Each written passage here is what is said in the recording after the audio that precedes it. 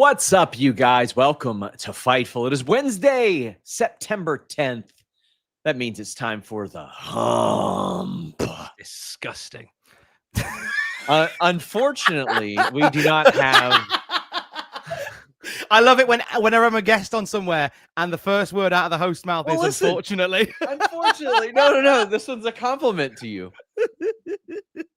Unfortunately, we do not have Jimmy Van here. He is on hiatus, but we have replaced him on a weekly basis with more young, handsome, virile. When did they get here?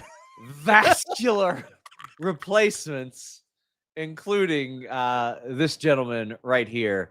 It's Tom Campbell of Cultaholic. It's lovely to have you here. Sean Fightful from rosssapp.com. It is lovely to be on the Hump. I'm going to go out on a limb, Sean, and I'm going to say I'm the only person to ever host anything on Fightful that has completed the Great North Run.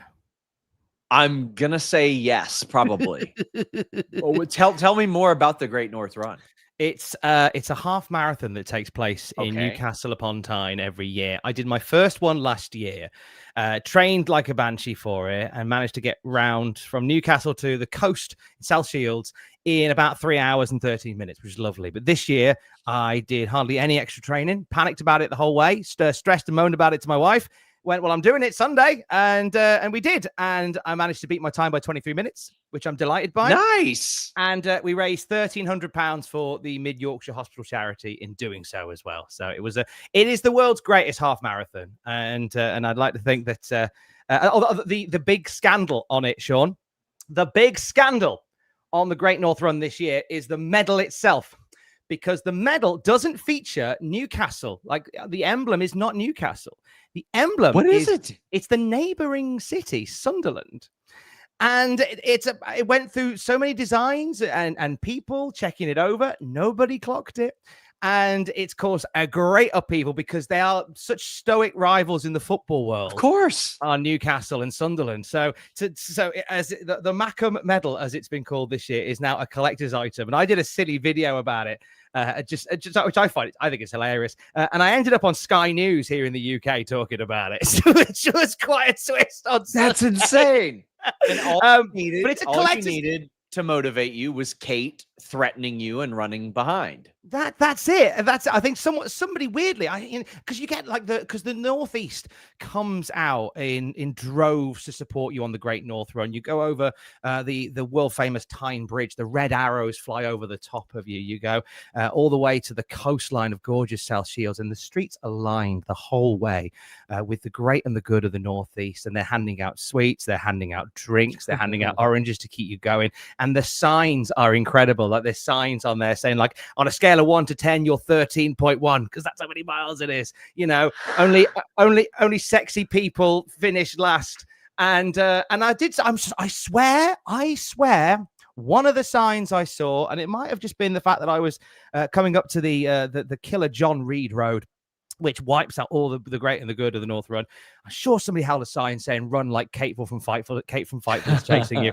I'm sure someone had that sign. And I must admit, it motivated me to beat my time from last year. So I'm grateful. Even subconsciously, the looming threat of such a thing. Just like a vulture hanging over anxiety. That's why you were nervous leading into it. I think that's what it is. I think knowing, like, she keeps threatening to come over to the UK and then she never does, which I'm grateful for, and I hope she never does. But that was certainly something that kept me going all the way through. What she'll do, she'll just fly to my city, which has the University of Kentucky, referred to as UK, and that will satisfy her urges. She'll call you out from UK. Oh, I could see her doing that, actually. That's what's going to happen. Silly goose. Guys, if you're here, leave a thumbs up on the video, obviously. Get in your super chats and humper chats. If you're here for the first time, you might go, what in the hell is a humper chat? Our mascot is a camel. So we have a thing called humperchats.com. That's HUMPER chats.com. Like a camel's hump or other recreational physical activities that might occur, as well as a hump the Wednesday of the week. You know, it's funny. When we changed the name of this show from The List and Ya Boy, which I thought was the dumbest ass name in the history of shows, because it was a T-shirt that I had for like a week, and then Jimmy running down a list of topics. I was like, that is the dumbest name ever. I was like, oh, I just want to change it to the Hump because it's funny and I can do ad segues. But then I realized WWE has a show called The Bump, and it had no inspiration from that. And I was like, oh no, they're going to say that we took it. Well, fortunately for me, that show was canceled. You beat the Bump with the Hump. And we were noticing things over the past, like during the COVID era, like they were taking specific backgrounds of ours and just giving them to their hosts. Ooh. They had Alex Pawlowski's same exact background, beat for beat. And at one point, and I think they took, I had a segment called Making a Finisher where I would talk about a finishing move with a different wrestler like Raven, Arn Anderson, like had some good ones.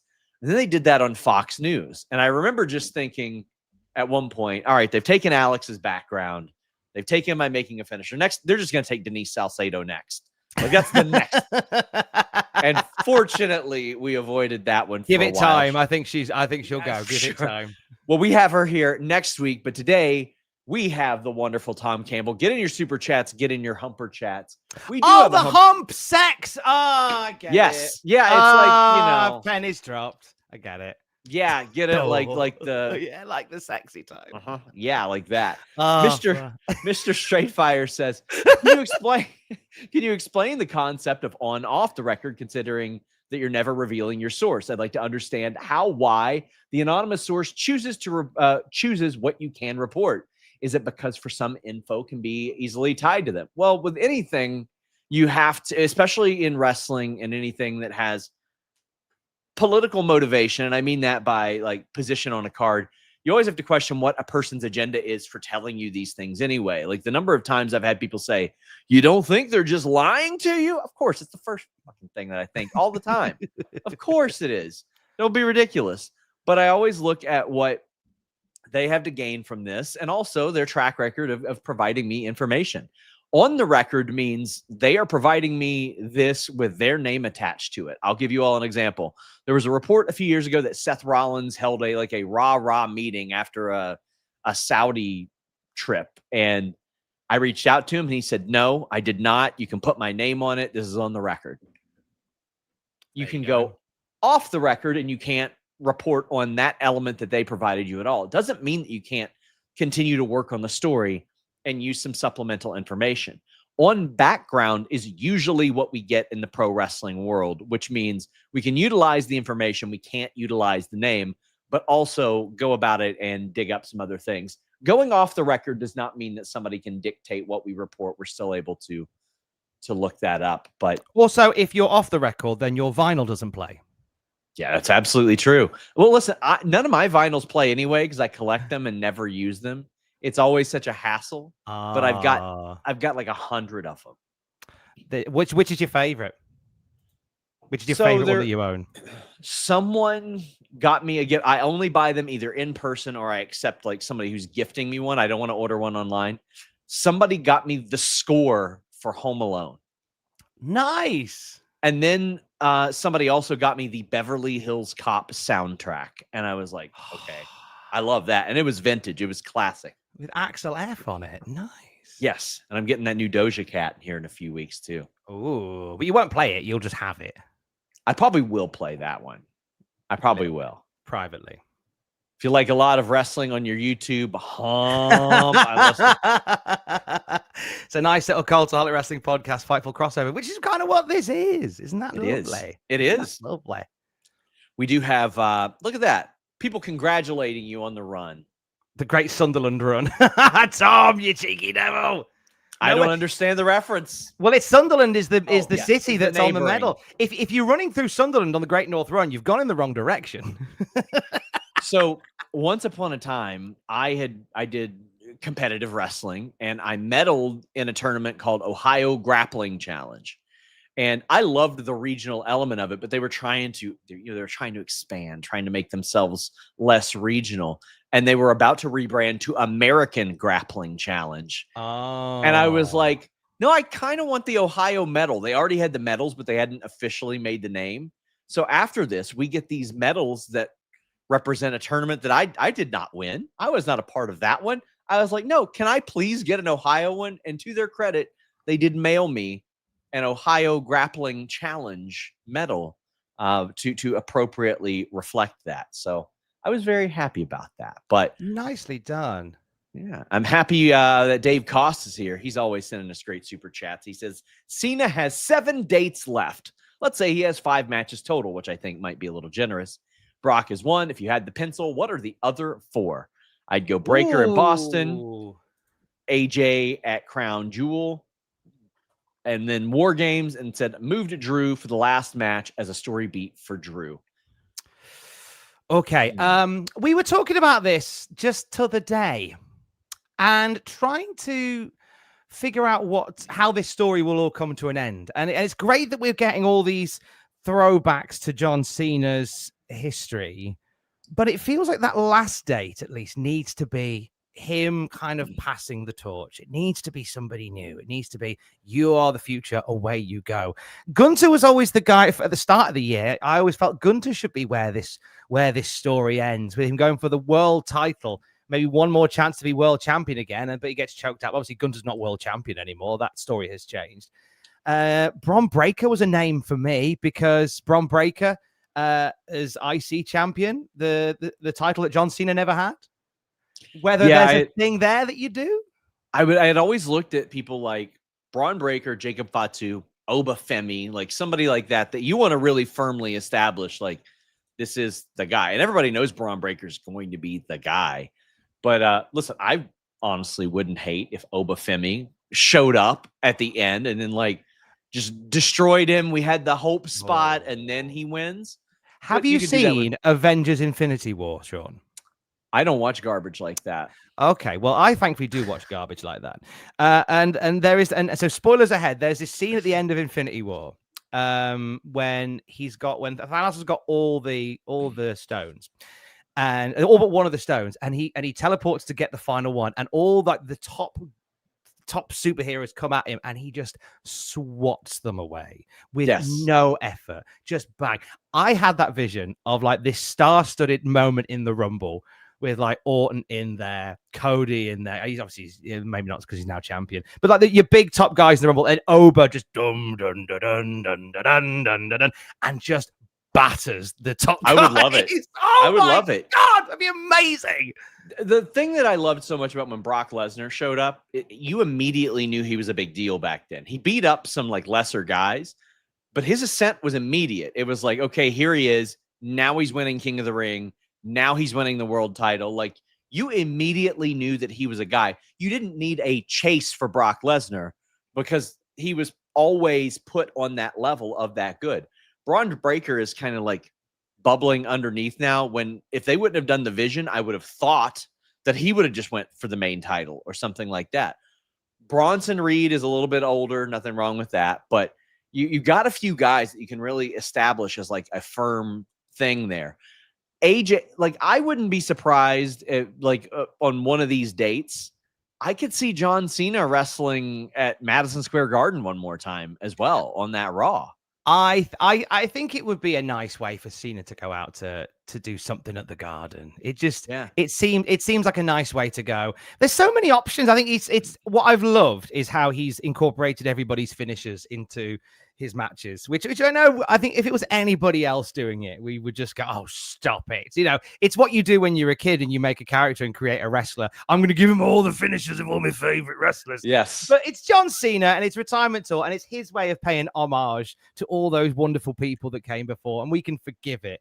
But it does mean, obviously, that's the way that you can tick off a lot of people, kind of, sort of.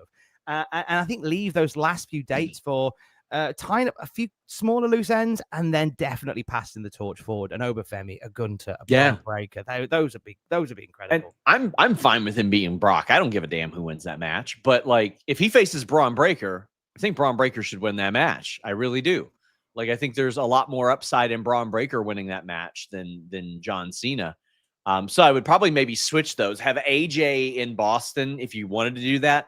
But the fact that he's using a Styles Clash indicates to me that he's not going to be wrestling AJ Styles, because I think that he knows who his last opponents are now. And I think that he's working in the finishes of the people that he's not going to use. So I would still do Braun Breaker. I would still maybe even Bronson Reed. And you can do War Games and work him in there. And he's on the winning side of that. That'd be cool. That'd be a nice, fun moment. Drew kind of, the promos would be good, but I really think that John Cena's last match should be him putting over somebody to establish them as the next way up. The other ones there, I'm good with. Yeah, I think that he's ticked off a lot of boxes in such a short amount of time as well. As if it's only like 7 dates left. Like it doesn't feel like enough. But you think we're in September and we're just going to use him so sparingly from now on. Like it feels so sad that we were down to like we're less than 10 now. But we'll have some fun with them along the way. And I think it's just making the most out of each of those dates. I would be shocked, Just Mask, if Cena does not wrestle in Boston. I'd be shocked. Oh, he's got to do Boston. Why would you not do Boston on your retirement tour? I know. You got it. That's why I think it'll be very similar to the template we saw with Sammy, where he comes out and he does his promo, and then it's almost like the reverse open challenge. People keep showing up and challenging him and saying, no, I'm going to let me cut in. Let's have our match, which I love. It's 7 dates. Could we just have like one episode of TV where like he wrestles 19 times? Yes. He does a gauntlet. Like Who was it that did a gauntlet in Japan where they went, I'm just going to get all my dream matches out of the way in one match? That happened, didn't it? Yes, it did. It's happened a couple times. Somebody put it in the chat. They'll know what we're talking about. Hello, Tim Traver. Thank you so much. Happy Hump Day. Josh Morgan always dropping a super chat with no comment just because he loves to support us. What a gentleman. Josh. What a gentleman. What a gentleman. Do I think that Dom wins Friday? And do I think that Dom and Grande end up in a program? Probably. But yes, I think that Dom does win Friday because I think that WWE and AAA kind of see that Dom is the hot hand in AAA right now. Like they love him there. And I thought he was going to get like early 90s Art Barr type of heat. And I mean that without all the negative, horrible person baggage that Art Barr has, but just the heat associated. I think that Dom is ready-made for like being a top AAA star. Hasn't the way that the AAA WWE thing fallen been interesting in terms of reactions of people like Vikingo just becoming like almost like corporate champion Rock, but then you go, oh, that's because like WWE have chose him to be the guy, but then there's El Grande Americano, a gimmick developed by WWE, and the AAA fans are going, oh, he's brilliant, we love him, he's great. And then Dom, who is just, I think Dom's legacy via his dad and his granddad absolutely sets him up for that. And doesn't, like as you were just saying just there, Sean, doesn't he just look like a star ready to go? You could put the AAA title on him this weekend. And I was ready for him to do a babyface run after Mania, like where he splits off and he's the one person that can get away with just stealing a gimmick, because he can steal Eddie Guerrero's gimmick because he's got the ties to him and people are going to love him for it. The AAA WWE thing and how not cohesive the fan bases are. Like Vikingo people in America like him. People in Mexico are like, oh, come on. People in America want nothing to do with Del Rio. And in Mexico, they're like, they're taking Del Rio from us. And we're like, trust me, you'll thank us later. We're good. El Grande Americano is over there. It got like polarizing reactions here. Then there's like Mr. Iguana, Luis, who is our beat guy for AAA. He's like, yeah, he's been okay over. He wasn't massively over like he is in America. But like it's cool to watch how that's working and how that's unfolding. And I think the card this Friday is very good. Yeah, I'm really, really up for it. One thing I think that's come out of this is it's put more eyes on AAA, and I think there's going to be some growing pains because I know WWE say, we're just going to let you crack on and make all the money. But it's not going to be just that, is it? Because it's already we're already seeing those pieces put into place that this is going to be essentially an international developmental territory for WWE, and you want to do it in a way that doesn't alienate all those people that have been born and raised on AAA, because you want to, but you also at the same time you want to get people ready for doing it the WWE way. So therefore, as you guys reported at Fightful, you've got training centers set up that are going to teach people how to do it WWE style, promo class setups and stuff like that to do it WWE style. In fact, Triple Mania felt very WWE style as well in its production. You're always going to get those elements, but you don't want to take away too much of what makes AAA, Yeah, absolutely. Noah says, SRS wanted to push back on AEW's discount pay-per-view model. While it may be good to keep the core audience paying the premium, disregards and prevents people from getting their WWE friends or casuals to give AEW a try. To me, they are hurting their growth. Well, Noah, I mean, like, I don't disagree with you, but you're pushing back on like what is a non-existent point. If AEW had something comparable financially that would put them on a streamer without a pay-per-view model, they would probably just do it. But also, you have to look at it and say, well, how will this affect things long term? If they cannibalize their pay-per-view for the sake of a 1-year deal, will it be worth it? If somebody came along and said, hey, we want to sponsor all your exclusive stories, get rid of the paywall, we'll do it for a year, I'd have to say, like, man, that's a great idea. But no, because then what happens after a year? I've ruined my entire subscriber base, my entire model. I wish AEW was on like a network type of thing, but that's not the situation they were presented. It's not an option for them. It's a short-term gain, but not a long-term solution, basically. Your mic switched to whatever the other one was. I apologize. I will. But it's okay, because I get to tell the people that they could spend what you're spending on pay-per-views by using NordVPN.com/Fightful. Yeah. These dirty Europeans get to pay a lot less than we do for AEW pay-per-views, big boxing pay-per-views, big MMA pay-per-views. And now you can too with NordVPN.com/Fightful. Head over there, get a great deal. 2 years plus 4 months, and it averages out to less than $3 a month. It's like $2.98 a month. And this is for the basic tier that has the ability to change your virtual location with just one click. You can put yourself virtually in whatever region it was that Tom allegedly completed a half marathon in. Well, how dare you? I definitely complete. There's pictures and everything. And you can pay the price that they're paying for pay-per-views, which, listen, these days, you're trying to save some money. I'm with you, friends. You can head up, get a couple tiers higher for maybe like $1 a month more. And they have Threat Protection Pro. They have all kinds of great features that you can check out at NordVPN.com/Fightful. And if you're like, I don't know about that, don't know if I'll know how to operate it, they got 24/7 tech support. And if you're like, don't know if I like it, 30-day money-back guarantee. So right now, if you don't want to get that ESPN Unlimited, if your cable's playing games with you, you can just log on to Netflix, NordVPN.com/Fightful, and you got all that WWE content. NordVPN.com/Fightful. Lovely. Joshua we planned that. Yeah, you're back. You're back. We planned that. Like it. Yes. I said I'll make my mic go down so you can do the ad read. Is incredible segue. Joshua David says Del Rio is still under contract, correct? Has there been anything on him since he lost? I don't know that he ever had a signed contract in conjunction with WWE, because it was a running joke between myself and members of the comms department at WWE or a higher up that every year Del Rio would kick up a rumor about himself going back to WWE, and they would offer me a very colorful quote, usually with an F-bomb or something else associated with said quote. And their retort was, there's no way that happens. They had their fill of Del Rio. They don't think that he is going to change on a personal level. They feel like he was too volatile. Ray had done that kind of like, shut up, guys, let me talk. Maybe we'll work on getting him back type of thing. But it's hard for me to believe that they ever do what they already did twice with Del Rio as he pushes 50, Tom.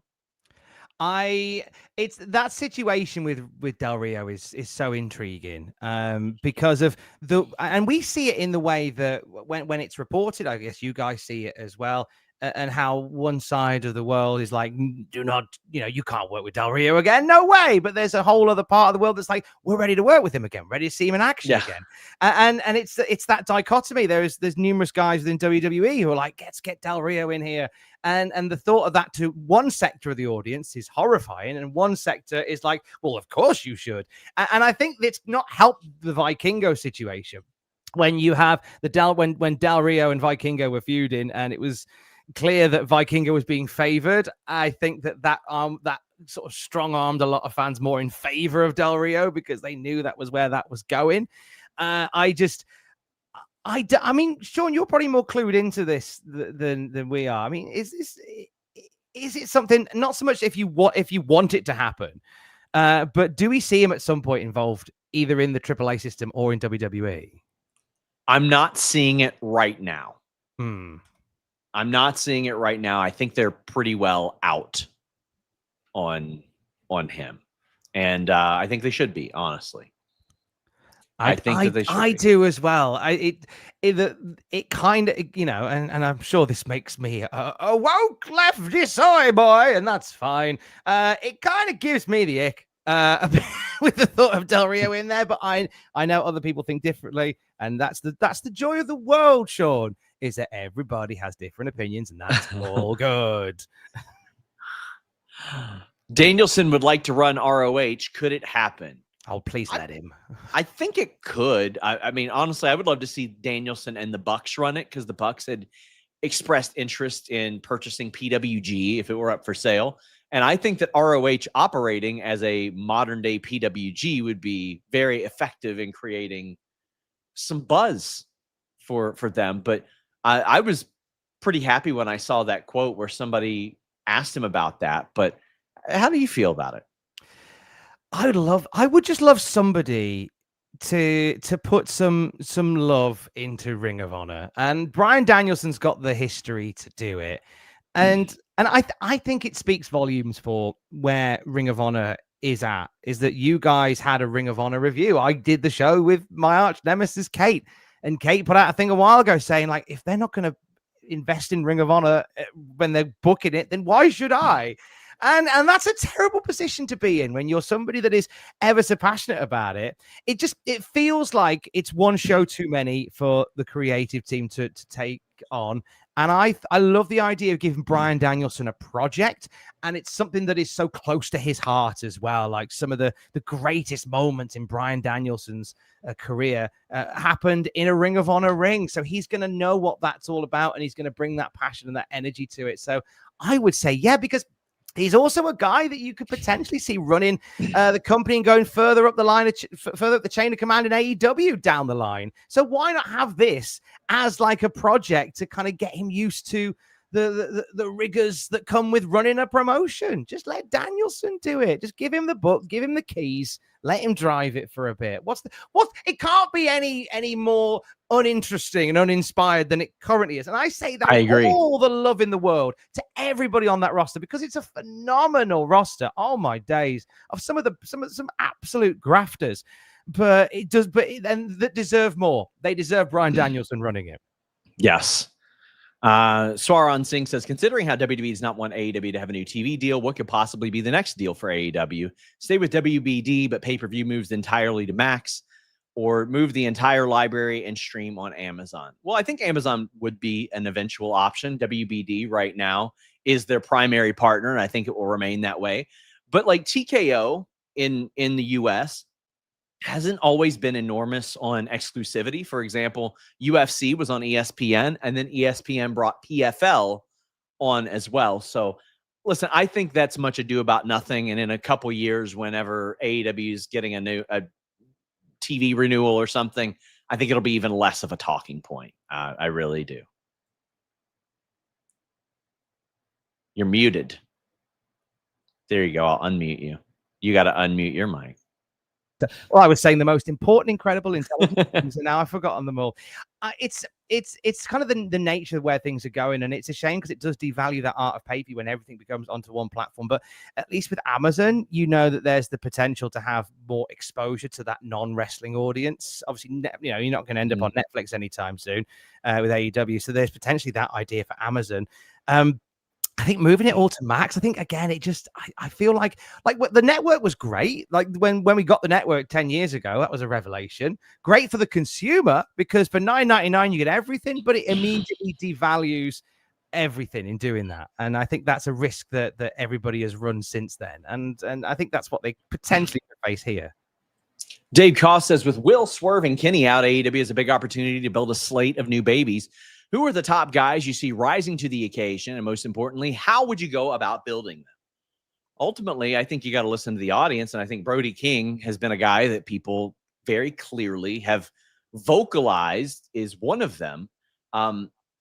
Continue the course, win, protect them. That helped put Swerve, Hangman, Ospreay, Omega where they were over the early course of the year. They were winning. Who is one or two that maybe you would see filling in there? As Kenny will be in and out, but Will and Swerve out for a bit. Well, Jeff Jarrett obviously needs one more day in the sun. My best friend, Jeff Jarrett. Ideally. They never even finished that off. They said, Jeff, final year. I would have been completely fine with them doing a supplementary storyline there. I don't think it should have been getting the amount of time it was getting, but there's 4 hours of TV. I would have been fine with them doing something every other week. Done something, couldn't you? Yeah. I often look at a guy like Wheeler Yuta, and as you say, it'll be the audience that decides it all. But you've got this guy in Wheeler Yuta who's in the midst of the Death Rider story. And there's always that one thing that you looked for, which is when you have this evil faction and it's the one that finally starts to stop drinking the Kool-Aid and break out and break through. And I feel like he's probably your guy that's kind of on the bubble that could come in. But I think we're all anticipating this Eddie Kingston return. I feel Eddie Kingston's going to solve a lot of problems. I feel like Eddie Kingston, in an ideal world, could have come back months ago with a can of petrol and just set the Death Riders on fire, and we never speak of them again.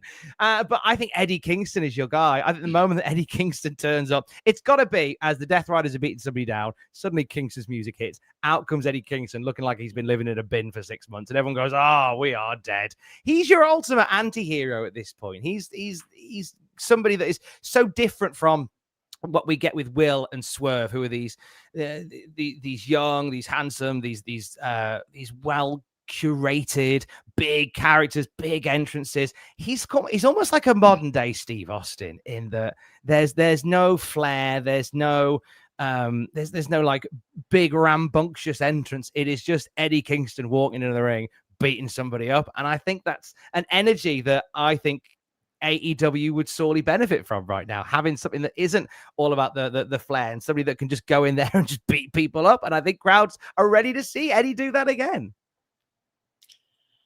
And ideally you would want somebody younger than Eddie, but he's not quite had that top run in AEW either. It's to do with like age. It's to do with sort of in-ring and like and on-screen age as well. Yeah. So DDP in WCW didn't really flourish until he was in his 40s. And it's not to do with how old he is. I think Eddie is still, in the eyes of the fans, he is still quite young. And I think you can capitalize on that. Garmin Rose says, bit of fun. Tom and Ross were creating tag names for Sandman and Hacksaw after the story. They were going to be tagged, Jeff. That was a wild story, by the way. SRS suggestions. USA and IPA. There we go. We could have done with you this morning when we did that. There you go. There you go. Maybe red, white, and brewed, because he used to wear the American flag pants too. God damn it. That's really... we could go the Drunk Yard Dogs. Although Yard Dogs. I love that. That one could be fun. We went, well, I wanted to say, because it's obviously James Fullington and Jim Duggan, the big Jims. And it's where you could debut their son, Jimmy Uso. Don't ask questions. That's just their son. Well, it's fine. You could go full ironic and call them the Slim Jims, and he has a Slim Jim, like everything Slim Jim. The kendo stick is like a Slim Jim. The 2x4 is like a Slim Jim. Like, make it full marketing. Like, do that. The Hacksaw connection. Okay. Hardcore hack. Yes. That's a good one. Just Hacksaw. Hacksaw. Works. Team America, right? Jim with the 2x4, Sandman with the cane, but they've got American flags attached to them. There we go. That's fun. What I would love to have seen that when that dropped. I just why do we live in this cursed world where we didn't get a full-time run as tag champs for Jim Duggan and the Sand? Everything we were seeing around them was so bad anyway. It's like, why not? Why not? Exactly. Alex says, "Hey guys, man, I need to hear AJ's promo Monday. Therapy is important, and all of you matter." Now, on to this earlier Cena topic. Could you see a world where Cena beats Dom in Boston for the IC title, drops it in his final match to Oba, Carmelo, etc.? I don't think that's out of the realm of possibility, but I think it kind of highlights a little bit too much what's going to happen. I don't think Cena's going to retire with a title belt, much less the Intercontinental title belt. I think it telegraphs things too much, and his last match should just be about his last match. It shouldn't be about a title belt, I don't think. Yeah, that's fair. That's fair. I mean, would you say, like, I think we talked about like this, I mentioned about this fantasy world where Braun becomes IC champ and the last match is him and Braun for the title. And it's just like Cena going for that one belt that he never had. I mean, is it something that I know obviously not how to make it the last match, but do you see him maybe doing a thing, like you say, where he beats Dom, ticks that box, loses it to somebody, and then has the last match? Can you squeeze all that in this amount of time? I don't know. And somebody's asking, can Wade Barrett do one more match with Cena? That is not in the cards. It is absolutely not a plan. Not a plan. Bad news if you think that's happening. Brookley Hathaway says, are you both surprised that Dom took a bigger leap than Hook? I know injuries didn't help Hook when it comes to in-ring and character.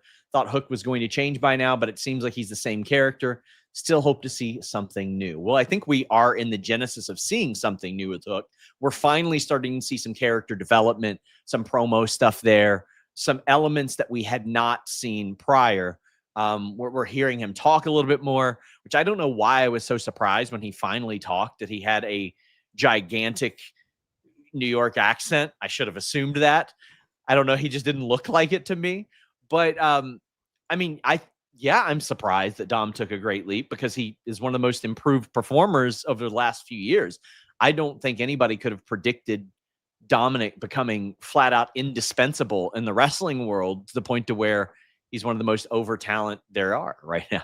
I know, right? But I love that for him, and it's to watch the twists and turns, especially when we've just passed the 10-year anniversary of the match for custody of him. You couldn't imagine, like, and it's my younger brother Mike. We used to watch wrestling together all the time, about up until about 10 years ago. So he loves to go, well, what's happening now? And I said, Dominic Mysterio is the IC champion. What, the little lad that they were fighting for in a ladder match? I went, yeah, he's the Intercontinental champion now.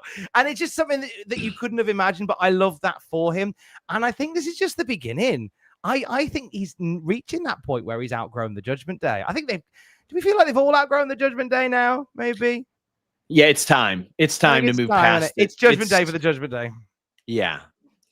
SRS, did you see Joey and Bobby on Saliva? No, I didn't. You'll have to provide me a little bit more detail on that. I do not know. Not that Tom Green of WCW Deep Cut says, hey, you guys are cool. He is too, but also is that Tom Green, the star of Freddie Got Fingered, of which I have Alex and Kate reviewing 10 p.m. Eastern on Thursday night. That's right. We're bumping the TNA show over to Overbooked, because I wanted a vanity project that I am executive producing that will not make me money. Shout out to Variant Edmonton for sponsoring this. And shout out to Not That Tom Green. On to him on Twitter and stuff and YouTube for the deep cuts. They're brilliant. Oh, my God. Oh, he's phenomenal. Love his He's work. A great dude. Love you, Jake from Windy City says, where do you see smaller promotions like Maple Leaf Pro and Rev Pro fit in an oversaturated wrestling market so reliant on big media deals? I see them fitting exactly where they are. Like, I don't think they're going after big TV deals or anything like that. There will always be room for independent wrestling, especially ones like Maple Leaf Pro that run every month or so. I mean, you're a little bit more familiar with the UK scene and how that's working out, but I don't see anything really affecting Rev Pro anytime soon. No, I think that the Rev Pro have got themselves into a really, really special place. They've just announced next year they're doing a show, Wembley Arena, which is going to be the most ambitious Rev Pro show they have ever done, but I think they're in a perfect position to be able to do something like that. And they've done all this, and they've done all this growth without that TV deal. I think it's something that I think companies would benefit from over in the UK. My home promotion is North Wrestling, based in Newcastle upon Tyne, and we have a deal on the Extreme channel over here, which not many people get. But I think it's one of those things where you have this amazing platform, but to be on the telly is still really important. Sure. I think that would be great for RevPro to be in that position. I don't think they lose any ground with big media deals sort of taken. If anything, it creates more opportunity for them, because more people are suddenly discovering the wrestling. They just had a massive weekend at Forbidden Door weekend because they ran 2 shows over Forbidden Door weekend, because more people than ever are being inundated with wrestling through these big media deals. It means more people are rediscovering wrestling or finding wrestling for the first time. And when there's these shows that come up, and WWE are doing the indies a great favor at the moment because they're pricing a lot of people out of the market. And then you've got these fabulous independent promotions like Rev Pro, like North Wrestling, that go, hey, come and have that experience in an intimate venue for less than half the price with some guys that you haven't heard of and some guys that you have heard of. Get in here. And Rev Pro are doing the same thing. They lose no ground at all by big media deals. If anything, there's opportunity for them to grow even further.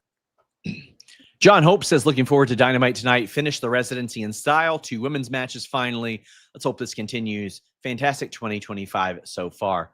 And you can watch that without commercials at nordvpn.com/Fightful with your Triller Plus or your AEW Plus subscription. But 2 women's matches. Glad to see that. Eddie Kingston return seems to be on the horizon. That's good, especially considering the fact that they are losing some talent coming up soon. And Josh says, All Out's the first AEW pay-per-view I'm not buying this year. No stars. Passed on better TNA cards over the years. How are you feeling about like a lot of the stars missing from AEW because they're missing Swerve, Hangman, Kenny? Well, they're in a tricky situation here and obviously with WWE just suddenly going, and Triple H sort of played his card by going, oh, we were caught on the hop with this show for September 20th. We got to do so. Oh, okay, so that wasn't something that you planned. So we know that WWE are deliberately doing this stacked card against them. But the thing is with AEW shows, regardless of how, and Ring of Honor shows are like this as well, regardless of how they're booked, the star power that's in and available for them, however they come together, when the show actually happens, the in-ring quality is exceptional. And whilst we are missing some of those key names, I still think people will still invest in them to see the in-ring action as well. I think it's a canny move to be in Canada and have Cope and Cage in that high-profile tag match. I mean, you've got Hangman in there as well, but there's part of me that thinks, do you put Cope and Cage on there last? As like a big in Canadian Toronto. moment. Yeah, in Toronto. I feel like you do that there. And I don't agree that there aren't any stars. Cope and Christian are on this show. Hangman's going to be on this show. John Moxley, Mercedes, MJF, Tony Storm. Those are all stars. Like I understand if you think that the matches are maybe something that you would see on a Dynamite special. I understand that. But I think that there are stars. Yeah. Joshua David says these MFs are spitting. Yeah, we are. Are we spitting? Sorry we are spitting. I don't mean to spit. That's rude. We're spitting.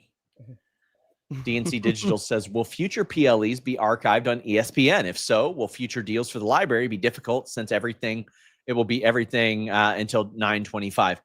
Well, the library, based on people that I spoke to, they seem to think that WWE is going to lean more into YouTube to cultivate new fans and do things like that. Now, I can't speak to the direction of all of the archives because WWE was telling me before like the year that a lot of the Raw archives were going to go up, and it took a while to do any of that. So I think there's a lot of stuff in flux. People that I've talked that have worked there said that the archives actually don't do anywhere resembling the traffic that the live stuff does.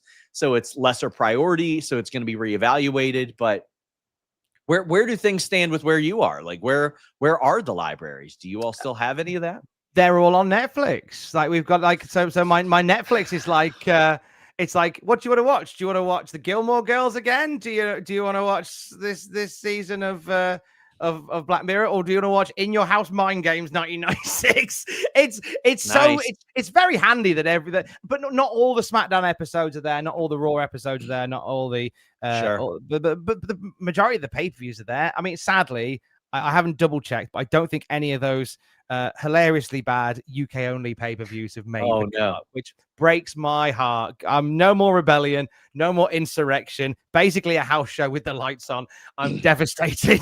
I used to pay £20 on Sky Box Office to watch those. We don't get those, but we've always been really lucky here that we had the network right up until like they finally locked the door. And then within a couple of weeks, pretty much everything moved over to Netflix. But then what you said there is true. I couldn't even fathom to think that, the back end of stuff is doing that much for Netflix other than taking up space. You know, how many people today have watched SummerSlam 94 on Netflix? I can't imagine many more of what, I think more people are probably watching Downton Abbey than they are watching SummerSlam 94. I mean, I was one the other day. I think, do you know when you watch something, you think, I think I'm the only person watching this. Like when me and my wife were watching season 9 of The Biggest Loser Australia from 2010. Like I looked at my wife and I went, I think we're the only people watching this on the planet right now. like at that moment, yes. I feel like that about a lot of the WWE archive on Netflix. I've been there. I have certainly. Oh God, Will says your reaction to Booker T had me laughing so hard. Do you know what I'm talking about here? Yeah, he wanted to crank his dick, didn't he? You know what? I'll just switch over to the overbooked profile because I know they've got the clip. Here it is. I know they've got the clip. I gotta pop my dick, man. The claim is that he said neck. He didn't say neck. He said neck, but I'm gonna tell everybody he said dick. He didn't. He didn't say that. I'm gonna pop my dick. You know what? How about this? We'll let my bookie make the odds. My bookie AG. Bet on anything, anytime, anywhere. Get a $50 bonus when you deposit $100 with the code FIGHTFUL, or a $100 bonus when you deposit $200. They got WrestlePalooza odds up right now. Cody Rhodes, Drew McIntyre. I don't even think that match is set yet. Cody Rhodes, the favorite. Stephanie Vaquer, the favorite. John Cena, a slight favorite. So if you're leaning towards Brock, you can make a little money there. CM Punk, AJ Lee, not as big of a favorite as you would think. But my bookie AG has all the best lines. Head over there. They've got casino bonuses. They've got bet back bonuses. You can bet with Bitcoin. They got table games, live casinos, and slot games. And they got the best support in the game. What are you waiting for? Go to MyBookie AG. I only want you to bet what you can, and please bet responsibly. It is NFL season, my friends. Right now, my Cincinnati Bengals are favored over Tony Khan's Jaguars, and I mean Tony Khan, C-O-N, that fraud. I can't even get him, Sean. Yeah, get him. I showed him. Yeah, MyBookie AG and the code FIGHTFUL. Oh man.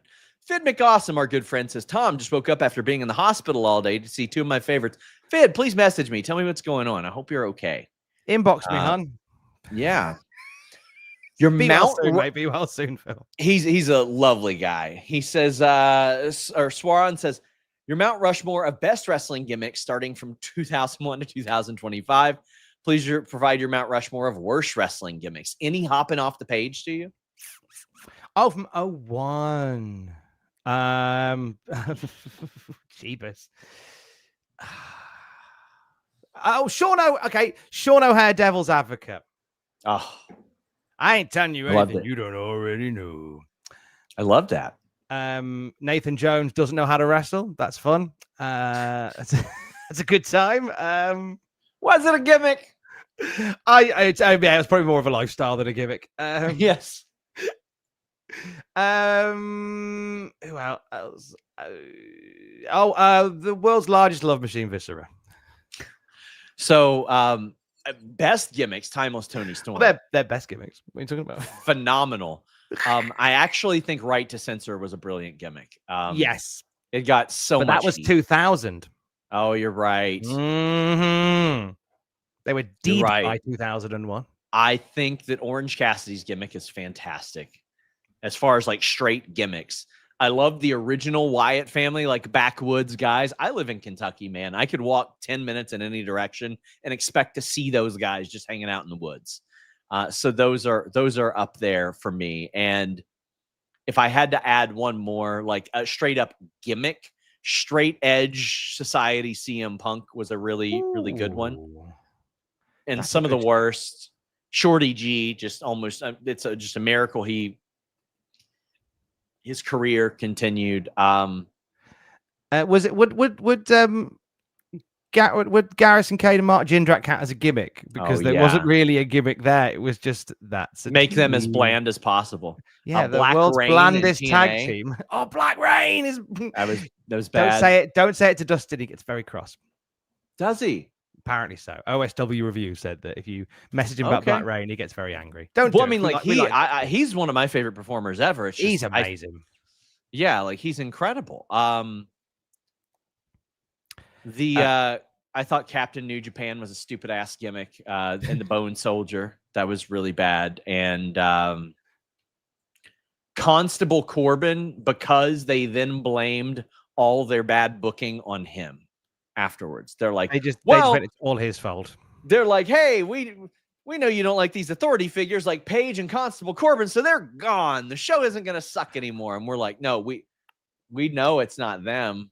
I will throw in Michael Cole, heel play-by-play commentator. Yeah. What a rotten idea. As a commentator myself, the idea of making the play-by-play guy a heel, so anytime a babyface comes out, you're immediately just dumping on him. It's so counterintuitive. It's so counterproductive. And it makes a lot of shows from that period, for me, unwatchable. I really struggle to listen to bad commentary on wrestling shows. It actually takes me out of it. And that was a time period where I couldn't listen because Michael Cole's brilliant, but he was just overbearing, this heel turn that he had, and it just made so much good stuff just unwatchable.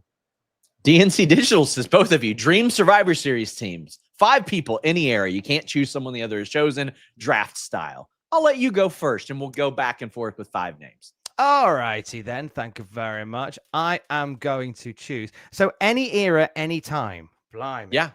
Okay. I'm going to pick the Texas Tornado, Kerry Von Erich. I am going to pick Randy Orton because he's one of the most successful Survivor Series performers of all time. And I'm just playing to beat you. Also, he has 2 feet.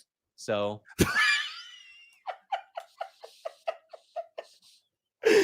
I'm going to pick Big Show from 2004 Survivor Series because he had his foot taped up because his leg was so hurt. He had bandaging on his boot, but he still survived the match. So therefore, he's the best one. He also beat an entire team in 99. There you go. Best one.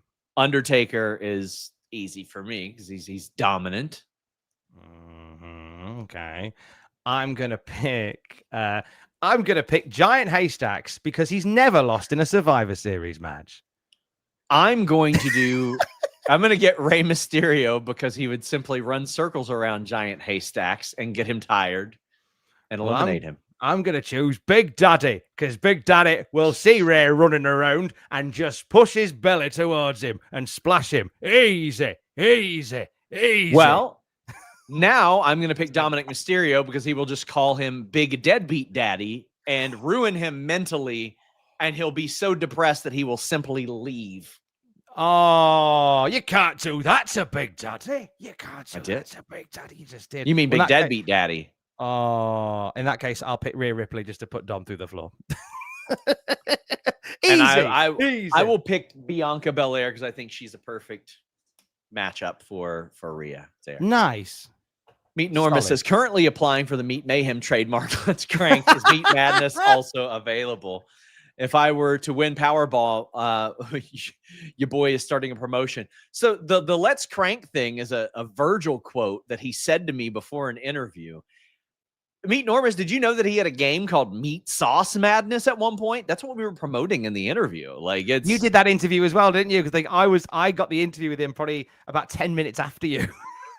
That was a mad day, wasn't it? Did you? Okay, so I didn't release it until like years later, and I released it with the promo of this is the worst interview I've ever done in my life. Oh, And we it put it out became- the following day. It was just Oh carnage. gosh. It felt to me like his managers were in his ear feeding him answers. That's what it felt like to me. Because his managers were the same people that ran Iron Sheik's page. And Really? yeah, so that's why a lot of his stuff was very colorful. And I would ask him questions, and I was determined to treat him with respect and like ask him legitimate questions about his career. And then he's like, yeah, me and Joey Janela would sell out the garden. And I was like, huh? And he goes, the Olive Garden. I came in with a bunch of questions like you, and within about 3, I went, nah, I don't need these. We're just gonna do whatever. It was bad, man. It's bad. I've released it publicly since then, and people were like, oh my God, you're shitting on his legacy. And I'm like, buddy, he was happy to have this as his legacy. I knew this man. He was completely fine with it. Tom Talks Rubbish, who does a lot of great interviews, says, thanks for being awesome, Tom. You make this space better. Thank you very much, Tom. Nice to hear from you. Did you guys know Relic is killer backwards? Yes. No. That's Dave, nothing I've learned tonight, that the hump means sex. Yes. Finally. Dave Koss says, how much super chat money went to the Browns kicker?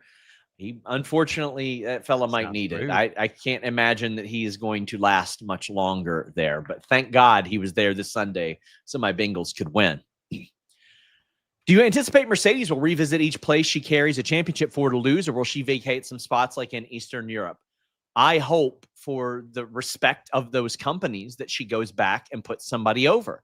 And I think that's a good story, is that she becomes unraveled and starts losing them one by one. I don't want to see her do here's a winner take all for all these titles and one person beats me. I want to see her lose to like 8 or 9 people, Tom. I want to see the downfall of Mercedes Mone so badly. I want every title to drop off her. And as she does, like, her costumes become less elaborate, her entrances become less elaborate. And it's just like, and you just see like the madness as everything's slipping away. You could do it that all the belts, she loses everything except the TBS title.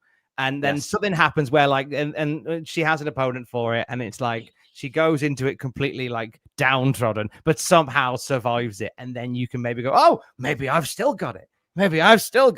It doesn't, however, alleviate the issue that I think the AEW women's scene currently has, in that you've got 3 champions in there that are unbeatable. That's that. Yes. You know, you've got the Ring of Honor Women's Champion Athena at 1,000 days. You've got Toni Storm, who can't be stopped. You've got Mercedes Moné that can't be stopped. And so therefore, like, you're building a women's division, but you're 3 on top. They ain't losing. And Tony is clearly at each other. The hierarchy clearly involves Tony at top, because they've established that. So I think that eventually, or pretty soon, Mercedes should lose the TBS title, and it should become that upper mid card title, because she and Jade have both given it a lot of credibility already. Mm-hmm. They should. We have a few more super chats, and then we will wrap up. Corey David says, do you see AJ or Bailey in AEW late 2026, 2027? I honestly, I think that both of those are an actual possibility. I would not write either one of those off. I think WWE will make a big play to retain Bailey, but I think that Mercedes and Tony Khan and a lot of people are going to make a play to get Bailey over to AEW. AJ Styles, Fightful Select, reported his contract's up in February. Tom, where do you stand on those? I would love to see AJ just do something outside of WWE before he calls time. I know he's made a point to say like this is his last WWE contract that he will sign, and I think that there's a little something he'd like to do more to give a little back. I'd love to see him do one more match in TNA. They've certainly set that up. But an AEW run, when you consider some of the talent in there and how work rate strong that company currently is, you know, I'm hoping that we get Ospreay back at some point early next year, because an Ospreay Styles match would be really interesting. Yeah, I think so as well. Would that line up, do you think? I do. I think DNC Digital asks, one European wrestler we should look out for. One European wrestler to look out for. See, I'm gonna cop heat from whoever I choose here. I'll give you a couple. I'll give you Amir Jordan. Big fan of Amir Jordan, who did some stuff on TNA Explosion. I think he's incredible. You've already got Leon Slater within TNA, so I don't want to mention Leon Slater. He's already doing gangbuster stuff. Man like Darius has taken over the world. He's the Progress Men's Champion right now, and he's forever over in the States. He's brilliant as well. Look out for Big Lou Nixon. The Geordie Judas, Big Lou Nixon. If you're in your deathmatch wrestling scene, we've seen more of him and Mr. Tim Strange doing stuff over in America. Tim Strange making his CCW debut this weekend, just gone. The British deathmatch scene is really strong, and there's some really strong contenders from that. And Big Lou Nixon is one of them. Big Lou Nixon did Bloodsport for Josh Barnett a little while ago. He keeps popping up doing stuff in America. He's the European deathmatch champion for Rise over here, and he's the ultra-violent world champion for North up here as well. But he's doing big stuff in America. So there's a couple. I can't pick one because I'll get into a lot of trouble. Sure. And Rio as well. Oh God, I see. I'm Emerson Jane. She's amazing. Alex Fitzgerald says came to the stream late. Heard how bad Michael Cole was. The Cole mine was so bad. Mania 27 had to sit through Cole versus Lawler. It was really terrible. It was really terrible. I'm an entertainer now. Nicholas McClymont says, not been a few good days for me. Torn ligaments in my ankle. My dad is in the hospital. Glad I've got Sean and Tom to take my mind off of it. Nicholas, sending best wishes to both you and your father. And hopefully we entertain you a little bit today. Hopefully you're maybe even informed. I doubt it, but maybe. Will Wardlow ever catch a break? Unfortunately, FightfulSelect.com reported this week, and we got some more news on this coming soon, that he may have torn his pec again immediately upon returning. Self-made PW says it was on the clothesline to Nana. That sucks. Man, it's so heartbreaking. It's just unfortunate. Blame Shreddy. Blame Shreddy, because Shreddy was the guy that got dropped by Wardlow shortly afterwards. I just hope that for his sake, he can remain on TV, maybe even remain a presence. But I know this isn't ideal. He's missed a lot of time. I saw people say, oh, well, it's because he's been benched for so long. Guys, he was out with an injury. And then he got in a car wreck that compounded the injury. And then by the time he was ready, it was like February. And he's like, hey, but I have this American Gladiators thing. And both he and that group in AEW were like, well, it wouldn't make sense for us to bring you back for a couple months, then take you off TV for that.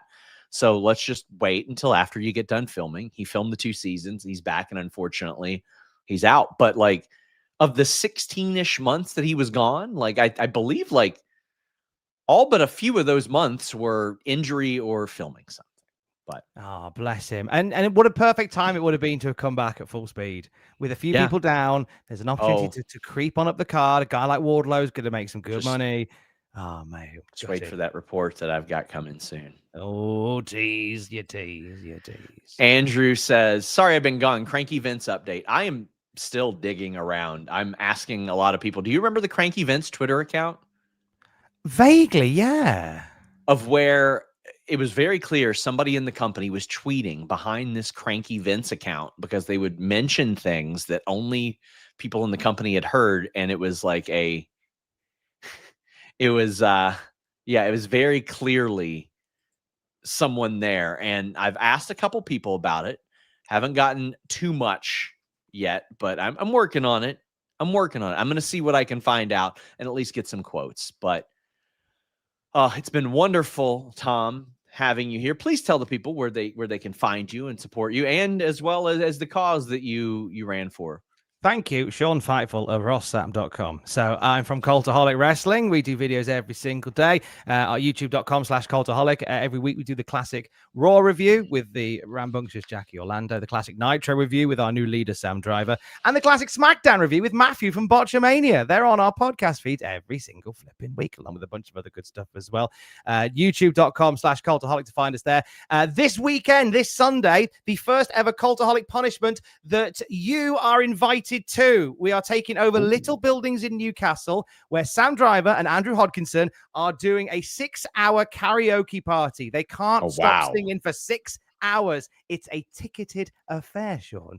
And if you are a Patreon, you can get your hands on a ticket and actually come and be part of the first ticketed Cultaholic punishment that you are invited to. Patreon.com/Cultaholic to be a part of that one. And check out my Twitter at Tom Campbell for the Just Giving page, where I'm still collecting money for Mid Yorkshire Hospital Charity. They have been an amazing support to a very, very wonderful friend of our family over the last couple of months. and I wanted to do something for them. So I ran the Great North Run. We raised over £1,300. Thank you so much. Fantastic. Details on my Twitter there if you want to help us out there. And thank you to Fightful and Sean Ross Sapp for having me. This has been a lovely day. It's been a great day. Next week, we are here with Denise Salcedo. We're going to make WrestlePalooza and All Out predictions. Freddie Got Fingered review Thursday evening. Please tune in. Guys, FightfulSelect.com. Going to have scoops there nonstop. Until next time, we're out.